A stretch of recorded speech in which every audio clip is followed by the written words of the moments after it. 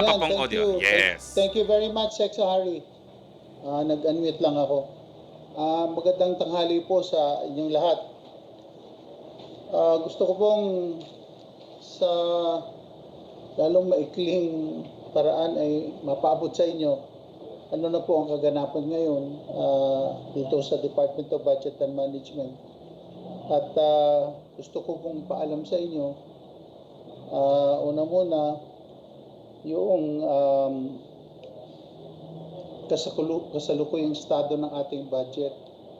Tapos pupunta tayo, sisigway tayo doon sa COVID-19 expenses natin, and then tuloy-tuloy tayo doon sa Bayanihan 2 at saka yung sa ating naisumiting proposed fiscal year 2021 national budget. So, dala nga po nung pagsubok na kinakaharap natin sa COVID-19, talagang sobra-sobra po at dihamak na napakahirap ng ating dinadaanan. Subalit sa panig po ng pamahalaan ay patuloy po ang pagbibigyan ng serbisyo sa ating mga kababayan. Yung may hawak po ng slide ko, nasa slide 3 na po tayo. So sa kasalukuyan po, para sa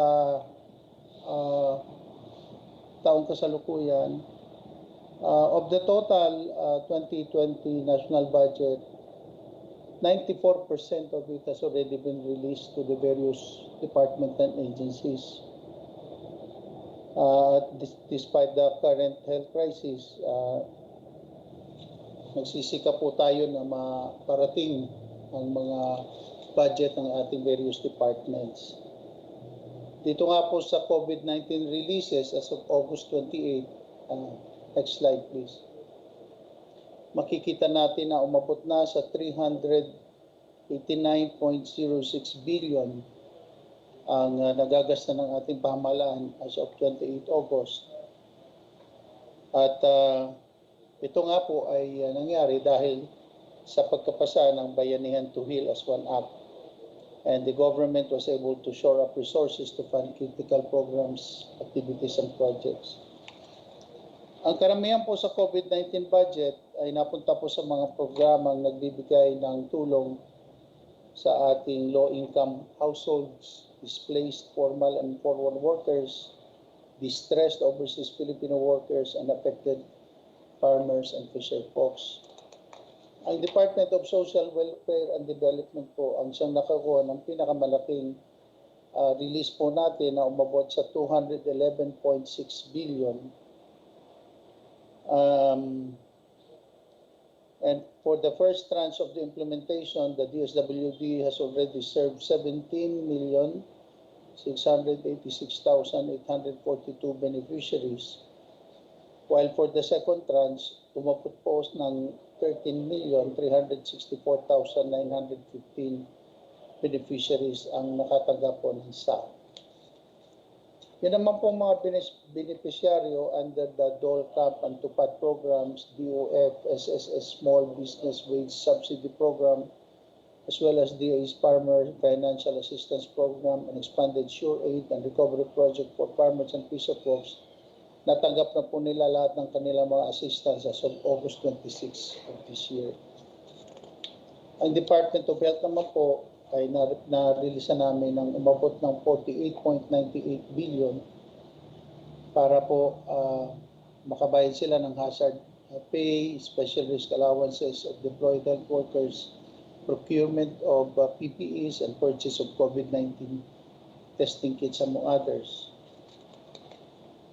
Dito naman po sa Bayanihan 2, nakahanda naman po kami to release at least 140 billion more or less to support the Bayanihan Bill 2. Our efforts to fund COVID-19 response programs for the remainder of the year do not stop here.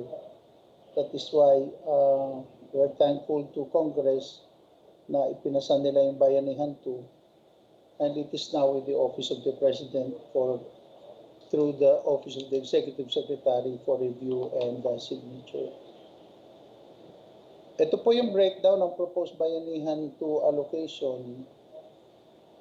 Sa health po ay nasa 21 billion at may standby fund na 10 billion, total of 31. Ang cash for work naman ay 18 billion, ang social assistance 6 billion. Ito po yung government financial institution capital infusion of 39.47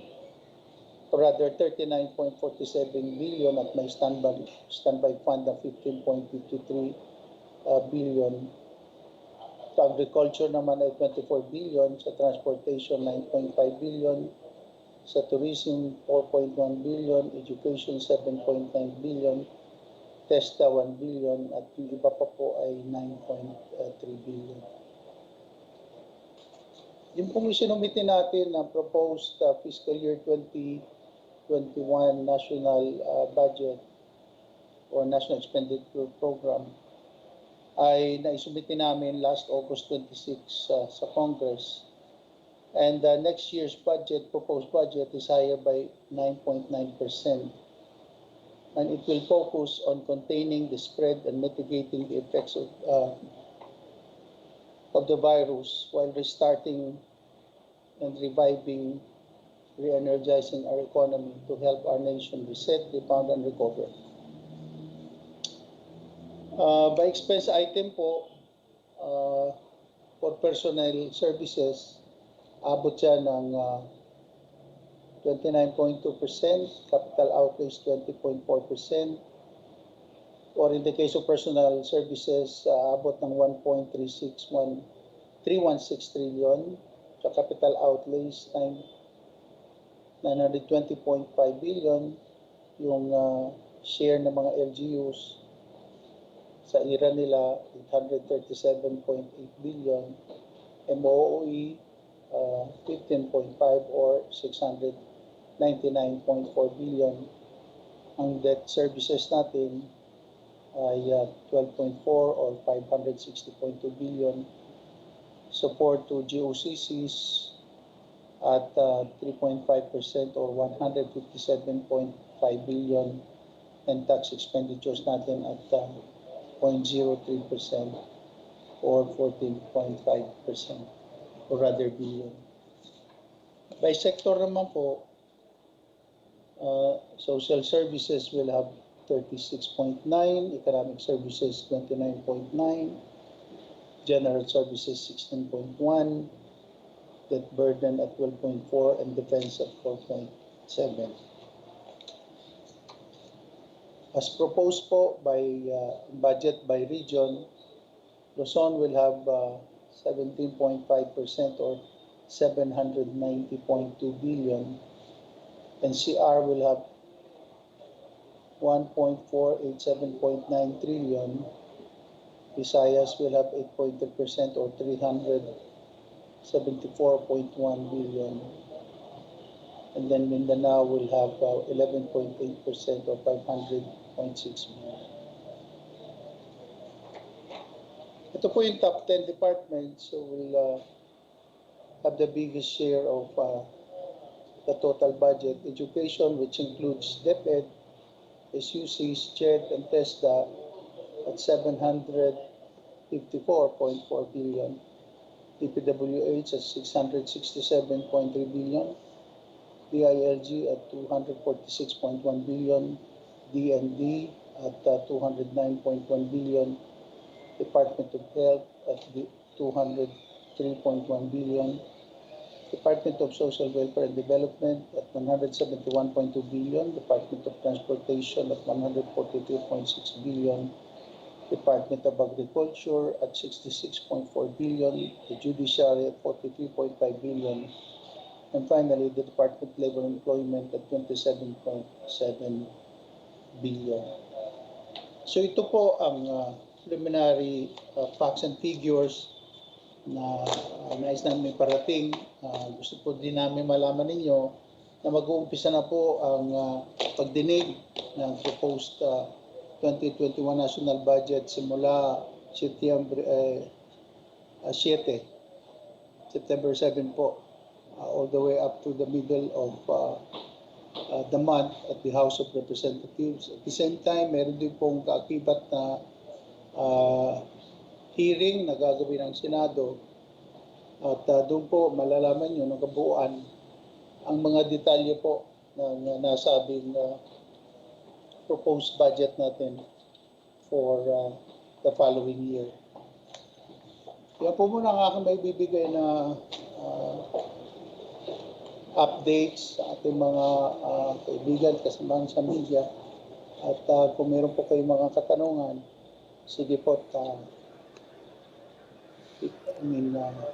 gagawin natin na lahat para masagot po ang mga katanungan.